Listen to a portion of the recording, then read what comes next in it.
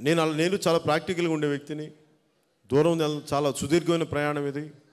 ఇదేదో కూర్చోబెట్టాను నెక్స్ట్ 100 రోజుల్లో టెన్షన్లు నరాలు పేలిపోతే లేదు. రాజకీయం చాలా బాధ్యతగా చేద్దాం, చాలా బలంగా చేద్దాం.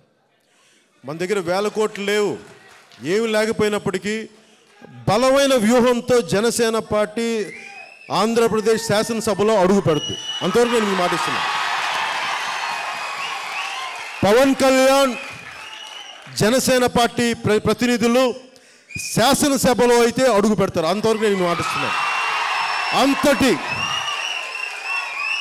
వ్యూహం, రాజకీయ వ్యూహం, రాజకీయపు ఎత్తుగడలు నాకు వదిలేయండి. నేను మిమ్మల్ని ఎప్పుడు మోసం చేయను. ఒక వ్యూహం వేశానంటే ఒక అడుగు ముందుకేసే వ్యూహం ఉంటుంది తప్ప ఒక అడుగు వెనక్కి లాగే వ్యూహం అయితే నేను ఎప్పుడు వేయను. అది నాకు వదిలేయండి.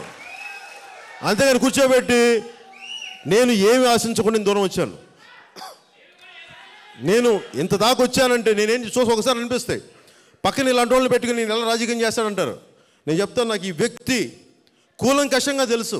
ఈ వ్యక్తి ఎంత అవినీతిపరుడా, నీతి ఉన్నవాడా, మొత్తం నాకు తెలుసు. కాకపోతే నేనేం నమ్ముతానంటే నా దగ్గరికి ఒకళ్ళు శరణను వచ్చి నీతో పనిచేస్తాను అనుకున్నప్పుడు, నువ్వు సమాజానికి ఉపయోగపడతాను అనుకున్నప్పుడు పడు. కానీ నన్ను వాడుకొని ఇంకా నువ్వు దోపిడీ చేద్దామంటే ఆ దోపిడీని చూస్తా కూర్చున్న వ్యక్తిని అయితే నేను కాదు.